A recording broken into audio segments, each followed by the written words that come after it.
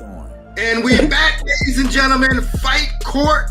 I'm your boy, Dean Thomas, alongside my man, Ryan Quinn. Special guest today, and I love the locks. I love the dude. All the way from Houston, we got my man, Eve Edwards, joining us today. Eve, man, what's going on with your boy?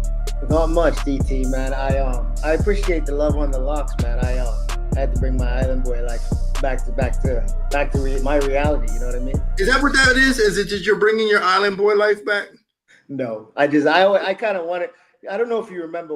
No, actually, it was before I even started fighting. I used to have my hair was about a little bit shorter than this, and then at some point I cut it, and I liked that while I was fighting. Then I retired, and I was like, I want my hair to go, but I was doing a little bit of TV stuff, and there's that weird interim where your hair is just kind of awkward, and I was like, I don't want to go through that.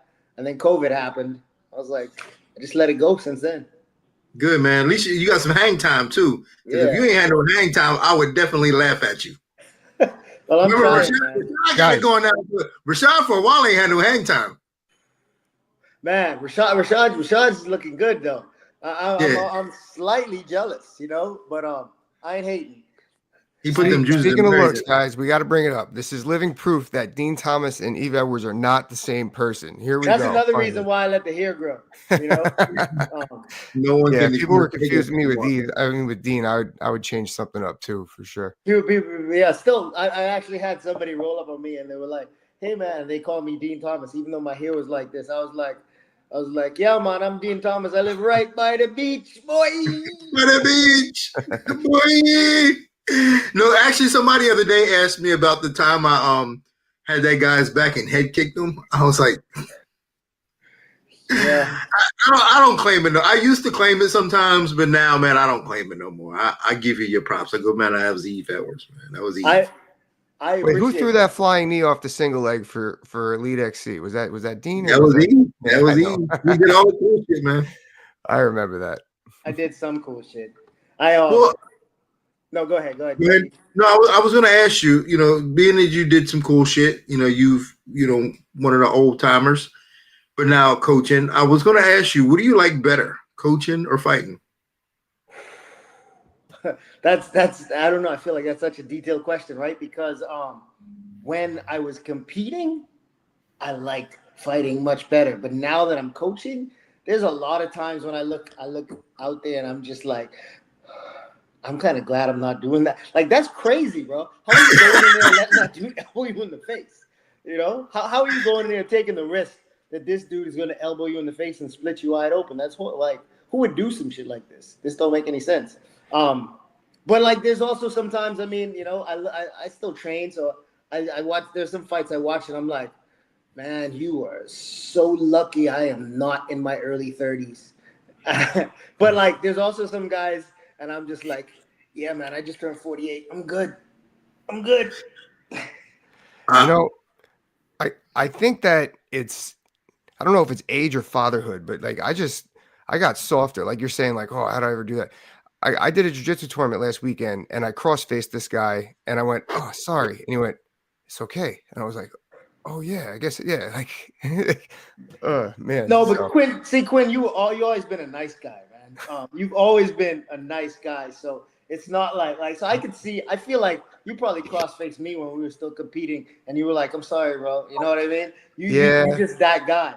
But me, I'm still a jerk. The thing is though, I did a jiu-jitsu competition a couple of months ago and like I was just like, I'm just doing jiu-jitsu. It was like nothing. Like I got to cut a little bit of weight. It's nothing. I had no concerns, no cares whatsoever. Oh, I don't cut weight anymore. Oh, I mean, it was like literally like 3 pounds, right? So it was like just a workout, and I had no concerns. And then I get to the arena, and I'm still just chilling. Then it's like 2 hours until go time, and I'm like, oh my god, what am I doing?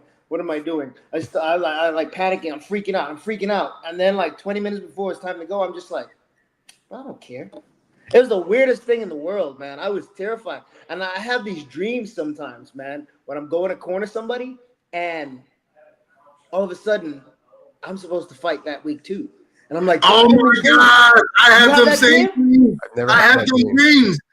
I have these dreams that I'm cutting weight for a fight and I'm like, somebody get me out of it.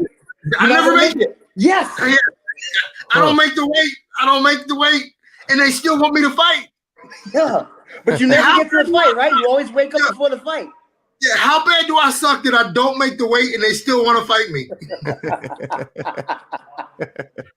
Yeah, it's crazy. I've had that dream so many times, man. It sucks.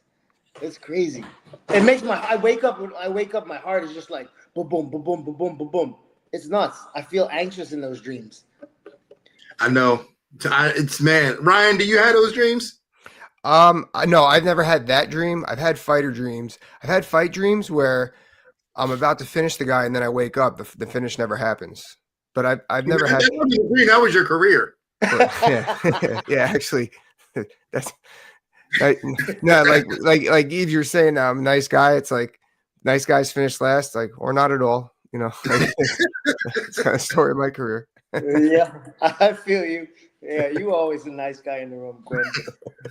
So Eve, so man, so your coaching career now, you got a stable of guys, and I know it's tough, man. It is tough because, and talking to you before, man, you talked about how hard you are on yourself with your guys. Have you gotten over that yet? I feel like this last outing has kind of got me. I can't be hard on myself about it. I got to be harder on them. Even the ones I have the most confidence in, the ones I have the most faith in, I have to be harder on them because that's going to push them. I can't hand feed, I can't spoon feed these guys, man. I have to be tougher on them. I have to be harder on them, and pressure makes gems. You know what I mean? So I have to put that on them and make them want it for themselves because all the feelings I've had. The only successful feeling I did not have is the belt strapped around my waist. You know what I mean? But I've also had all the devastating feelings. I've had the feeling of losing a fight because I was not in shape. I've had the feeling of losing a fight because a guy was just better than me. I had the feeling of losing a fight because I didn't pull the trigger. But I've also had the feeling of this guy can't touch me. I've demonstrated in some fights where these guys are. This guy has a strength, a part of the game, or multiple parts of the game that he's better than me. But I can make him play the part of the game where I'm better than him. So I've had both sides of it, and I want for them. I want all the good feelings, and for those good feelings, you have to be able to dig deep because those feelings are always literally after. When you're in there, it's like what you feel while you're in there it doesn't matter. If it's not a good feeling, it doesn't matter. Like if it's a positive, like reinforcing feeling, yeah, like ride that. But if it's not a good feeling, fuck it, bro. Suck it up and go. You don't want to be at the end of a fight and lose to a guy that you're technically better than and think, man, I could have done more. I could have done more. That's the worst. That's the most devastating feeling, I think, of all of them. To know that you lost in a fight that you could have won. Yeah. So Eve, I truly feel that this generation of fighters are the best generation of fighters because we have the best generation of coaches right now. Why is that? I feel like, our age of fighters, we had to learn a lot. We had to learn a lot outside our comfort zone. It's probably a little bit easier to coach it. Basically, it's very obvious that just through the fighters that you have at all the different UFC, Bellator, PFL, you do not have a cookie cutter style of coaching. You're able to coach the fighter to be the fighter they're supposed to be instead of the fighter you want them to be. Like, tell us about how you depict when you're going to pivot from what you want from what the fighter needs, or how you like, okay, this isn't my forte, but they need to be doing this. Am I rambling? Does that make sense? Like, I feel like I understand your question, and like I don't have all the answers. I know I don't have all the answers, and a part of it was a part of the way I coach is I believe that a good leader is not the guy who has to be out front at all times. I think a good leader knows when to step back and let someone that's stronger in this department than he is take over.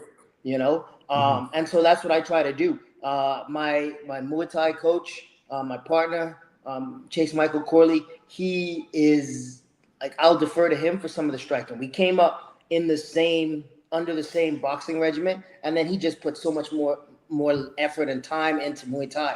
So when it comes to striking, I defer to him. There's a lot that he comes back to me to check for, because his striking is kind of keyed in for Muay Thai, and there's a slight difference when you start doing MMA. But same thing with wrestling. I defer to wrestling coaches when it's time. I defer to my jiu-jitsu instructor. I have a kid on my team he's a brown belt, but his jiu-jitsu is that's like some next level type stuff, Yep. And there are times when I want him to lead the group because just the pointers and the tidbits that he gives and he shows. I mean, you can't be a coach and have nobody has all the answers. You know what I mean? Yeah. And that's the thing. I've always bounced around too. I like even at the end of my career when I was at American Top Team. I was at American Top Team for the end of my camp, but before that, I would go out to California and train with the McKees at the body shop. Mm-hmm. I would go to Wild Card Boxing to work on my hands and my footwork. So like mixed martial arts is now its own discipline. Yep. When we were coming up, it was just starting to become a discipline, but now it's established. Like there are different styles of mixed martial arts now. Mixed martial arts is the same, is the equivalent of a kung fu as far as being a martial art. There's a bunch of different styles of kung fu. There's a bunch of different styles of mixed martial arts now. And my style is one that's pretty eclectic. I've always been like, find the weakness in your opponent and exploit that, right? Which means you need to be able to do everything. You may not be the absolute best at it, but you have to be a jack of all trades. It's like the old saying, people always think a jack of all trades, the saying is like a bad thing, but no, it's like a jack of all trades, but a master of none is always better than a master of one. That's the full saying, and I look at it like that. You if you only have one mastery, and I could take that away from you, you're screwed. So I'm going to flip it now. You just touched on it. I'm sure we're going to talk about this past weekend's fight later, but not necessarily the same technique, but I saw a lot of the same fight philosophy that Adrian Yanez have that you have. And I'll get into that in a little bit. Like, when do you know? Yeah, I'm going to leave the cliffhanger, but when do you know that you can impose yourself or some of your game plan or your philosophy or your technique into a fighter, but like not come off as I do it, you got to do it. Like when does that add up? When you try to get a fighter of yours to emulate something that you do? Man, I don't necessarily try to do that. I don't think. Okay. I think I give these guys these options, and I show them the things that I like to use and things that I have done or would do in situations, and I try to give the explanation for it. And I think that's the best way that I get information across. You know what I mean? I remember a long time ago. I mean, you hear this all the time too. You don't really understand something unless you explain it to a 5-year-old. Yep. Mm-hmm. That's kind of how I feel about teaching. And people say I teach well. I appreciate that. I don't. You do. I'm just trying to get information into your head. Mm-hmm. So I use a lot of analogies, things like that. Yep. And sometimes they resonate. Sometimes they don't. Man, I really need to get somebody to like film my classes, because there are these moments, man, where I feel like that was a gem, and it happens not like super frequently, but frequently enough that I remember it. And there's sometimes I'm explaining the technique and I go through it and I'm just like, fuck, why isn't there somebody here to record that? You know, because I'm not going to be able to replicate that. But yeah, I think just being able to transfer information into somebody's head is I've been blessed with the opportunity and the ability to do that to a degree. I haven't perfected it yet, but I guess that's what coaching is, right? We're still evolving. Right. Still a learning process. So I do want to take it back. I know we got to let you go in a second, but just want to touch on this real quick, that Adrian Yanez fight, because when you were walking away, I was gutted for you. I really was. Because one, I know how hard you were probably going to take it and put the responsibility on yourself. And I'm glad you said it. You got to hold these guys accountable, because I don't know if you guys watched that fight back and looked at some of the things that he could have did differently. But to me, it came down to that last round where he just totally stopped fighting. And I don't know if he took how he took that. And so just real quick, like what was the room like afterwards, or if you guys watched it, what was the talk like? with you and him about that? Yeah, it was just like he was telling me that he's feeling flat, and man, Adrian and I haven't sat down and had a conversation about that yet. And that's something that's coming up later this week. I want to go back and watch it with him and talk about a couple of things. But I don't like I like to, for me, I like to let these guys be themselves right afterwards. Like I tell guys all the time, man, feel your feelings. Like I can't take that away from you. And there's nothing I can say to make that feel better, but you got to go through this feeling today. You what you feel right now, that's on you. You have to feel that. I'm here for you. If you want to talk, we can talk. If not, like we can be quiet. But like we're gonna talk about this later.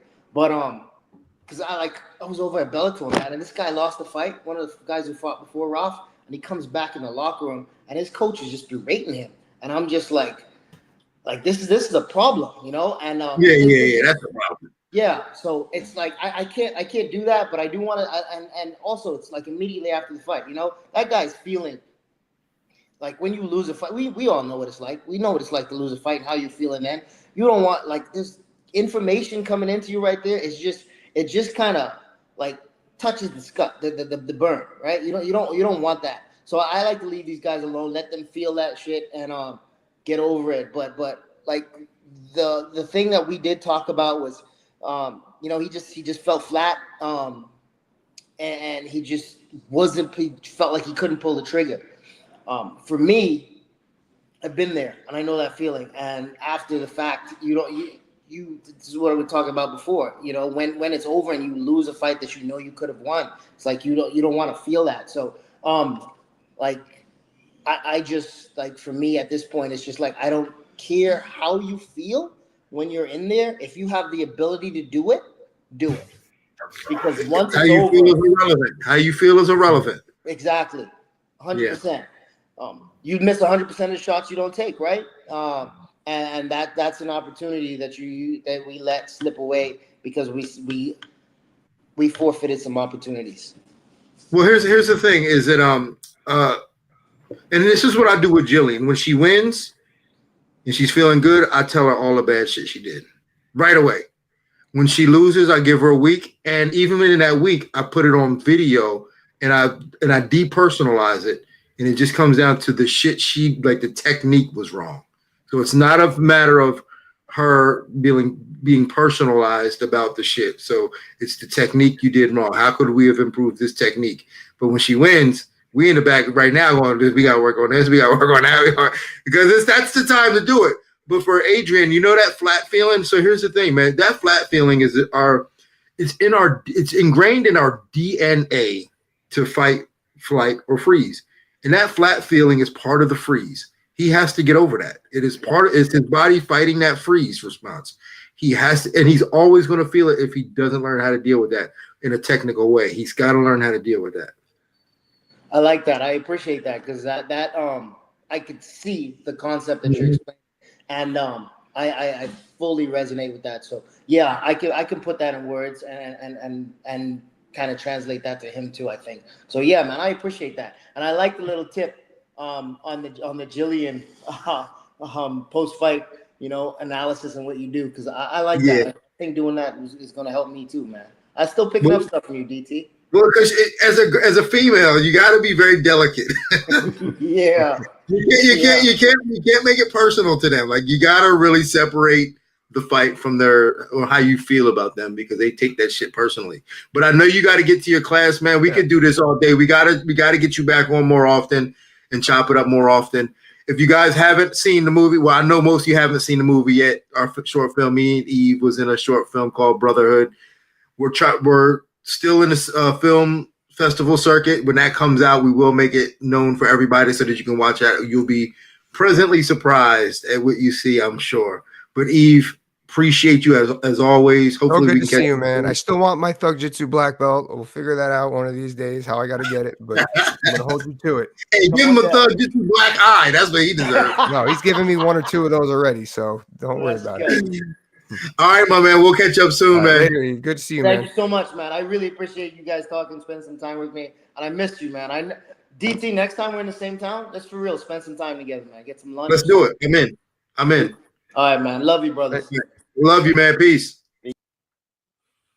All right. Eve Edwards, So good to ladies and see gentlemen. Eve. So good. Yeah.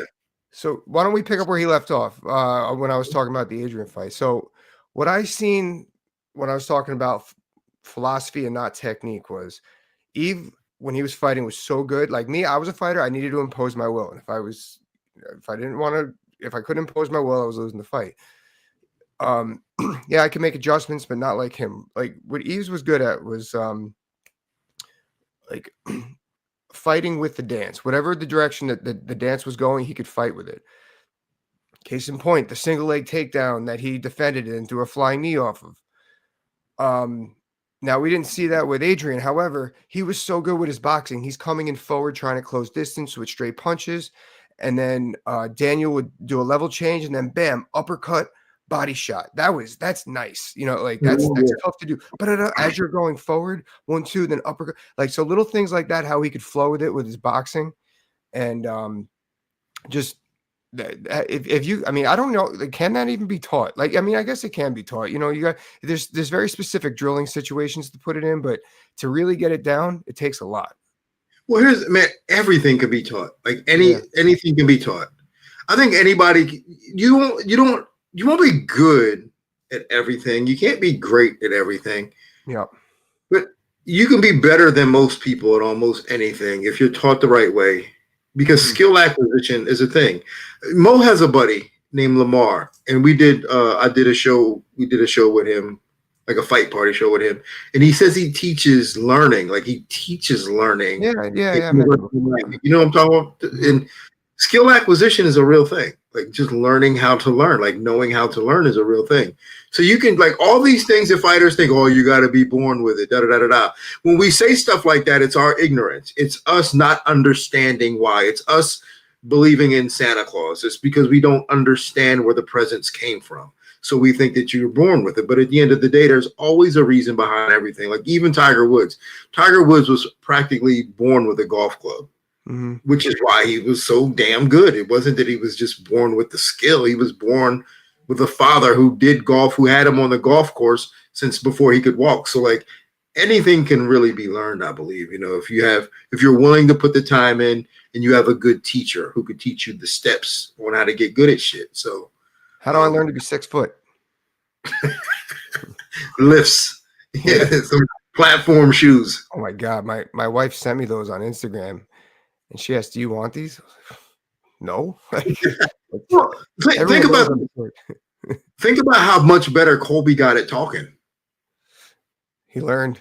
Yeah. Right? Remember in the beginning when he first started his shtick, it was uncomfortable to watch him do it. It was uncomfortable. Yeah. It was uncomfortable. Yeah. He would always fall apart. And when people would hit him with something off the top of the dome, he didn't know how to respond because he was so used to it being written and pre-planned that when it was off the top, he didn't know. But now he's pretty damn good at it. I mean, he's good about coming back. He's still a douchebag, but he's good. He's a lot better at talking. To your point, I feel like the most honest I've ever felt as a person is right after a fight. You know what I mean? Mm-hmm. Like your adrenaline's flowing and stuff like that. And yeah, he's been better on the microphone in those situations. So yeah, I guess he has gotten better. Has he come out with a response after this loss? I saw a couple. I saw he thought he was starting to warm up. And then I saw that. Now I didn't hear him say it. I saw the pictures. So it checks. He said that he wasn't training well because he was campaigning with Donald Trump. And now, like I said, I didn't hear any video. I just saw the pictures. But those are the responses I've seen so far. That's crazy. What'd you think of the fight? I thought it went the way we said it was going to go. We said it's going to go one of two ways, and it went the one way where Joaquin kept the volume up, and he kept the distance. He didn't have to keep the center, which was great that he knew that. He just kept the distance, and his takedown defense looked great. I thought, again, Kobe doesn't transition like he used to anymore. Like he's not going double leg to single leg to striking. The eye, maybe, but I thought Joaquin had 1 or 2 full sprawls. You know, not just cage defense. He had full sprawls while he was throwing combinations. So he looked good. And I thought he looked good. Now, is he going to get? I also liked what he did in his post fight. He didn't paint himself in a corner with the call out. He called out like 3 different people, and all 3 of those fights are possible. And all 3 of those fights, fans are going to be happy for now. I like the Usman fight next. But is that going to happen? He kind of did himself some justice by allowing the fans to do it, because it doesn't. And I'm sure Usman was the one he wanted anyway, but he allowed the fans to say it and do it. And I really like what Joaquin is doing these days, man. I really like his mentality, his attitude, his growth as a fighter, and he's on pace. He's on pace, and I don't know if he's ever going to get another opportunity to be on pace like this. So I'm hoping he makes the most of this little run that he's got going on, because it never really gets this good for a fighter. Absolutely. Like, to be on like a 6-fight winning streak, to still be positive, to be gaining fans, and just have this type of momentum. The final card of the year was main eventing. It was, man, what a good place to be in his career. So I didn't even think of that. So we got a month with no UFC. So he's leaving an imprint on that UFC fan base's mind, because he's the last fight that they're going to remember. I didn't even think of that. Yep. Although Cub Swanson may have stole the show, but still, goddamn Cub. I had a conversation with him today, and man, what a gentleman Cub Swanson is. Like, just a pure gentleman. And he said some things today that really, really kind of stuck to me about how, as a fighter, what he really cares about is his reputation, not necessarily his reputation, but how other fighters feel about him. And to me, I felt like that was special to hear, because a lot of fighters, especially in this generation, they want to talk about how much money they can make, how many followers they have, where's the after party, all these little frivolous and extraneous things that to me don't matter. But I'm not sure the Cub follows that. You know, Cub is in a lane of his own right now. 41 years old, went out there and knocked out a guy in his hometown as the underdog. What a good place to be for Cub Swanson. So there's no more fights the rest of this year. So what are you going to do for the rest of the year? Dude, I already told you I'm pumped about Global Fight League. I'm going to do as much info as I can about that. I already spoke to Darren Owen to get him on here, the CEO. You know, I'm all about that team sports stuff, and this is like a perfect blend for me. But what else is going on? Is there any Karate Combat is Thursday here in Miami. Perfect. Maybe we'll talk about that next week too. I really liked. This is actually like, they do a really good job as this quote unquote off season. We're going to see a lot of pretty big fight announcements throughout quarter 2 with the next few weeks. And we can break all those down. It's a lot of fun. I guess that's it, man. What do you think? What do you think is going to happen the next couple? I think that I'm not sure when the UFC gets back. I think even they kind of closed down for a little bit. They might get a week off in between the holidays, but I do think that when January hits and that Tuesday hits, when they get into their war room with Dana and Hunter and all the big wigs, when they start piecing together these matchups, you're right. We're going to see a lot of fun matchups in this first quarter, and that's going to be exciting to see. It's always. I know we think, like, for me, it's a good break. I don't mind this break because I'm off like everything I do. Like, I'm not doing Sirius XM. I'm not like this Karate Combat's the last show I'm doing for like a month. So I get a month to just kind of dick around and study and just train people. And I'm going to be traveling a little bit. I'm going to Philly next week. And so, yeah, it's I don't mind this little break. I think it's a good, not a reset, but it's just another perspective of the game for me. Yeah, that's when we learn, right? When the downtime is, that's when we go outside our comfort zone. And that's great. So, that's great. You're traveling. Where else are you going? Philly, where else? Actually, I'm going to Philly, going to New York to do Matt Serra's podcast live. He got Geeking Out So I'll do that, and then I might even hit Boston to hang out with Mark Delagrati. So that's my guy. Oh from man, Boston. I haven't heard that name in a minute. Yeah. So That was, that's my thing, man. Here's the truth, Ryan. Is that in life, and I'm 48 years old right now. I know I look like I'm in my 20s, but I'm 48. And what I know about life is this: is that most people that you meet are shitheads. Yep. You don't want to do business with them. You don't want to be friends with them. You don't want to do business with them. And if you have somebody in your life that you like and they're cool, do what you got to do to see them and keep in touch. Because most people are shitheads. And we waste a lot of time playing around with shitheads, fielding and entertaining shithead fucking conversations and hanging around shitheads and doing shithead things. I'm eliminating all that stuff. So I'm only messing with the people I mess with. I think that's a great way to go about it. That's why I think when we get older, our circle gets smaller. Like, life's too short to be talking about shitty things, and it's this is like, and you just, the energy in your head just changes when you're just with those good people, and you're just not, and then you separate yourself from that conversation about those shitheads, it's that's the way to do it. So I'm all about it. I support that. Tell Matt Serra I'm looking forward to joining him on Unfiltered sometime. And I'll see if I can't get your plug. We used to have a plug over there, but our plug, man, he don't really be acting right these days. Whatever. 2025 is Fight Court's where it's at anyway. We're gonna blow up. They're gonna see us. They're gonna be, who's this new podcast? I'm calling it. That's right. So, and on that note, if you enjoyed this show, make sure you hit like, share, and subscribe. We love you. We appreciate you. Happy holidays. Happy holidays. And on that, this court is adjourned.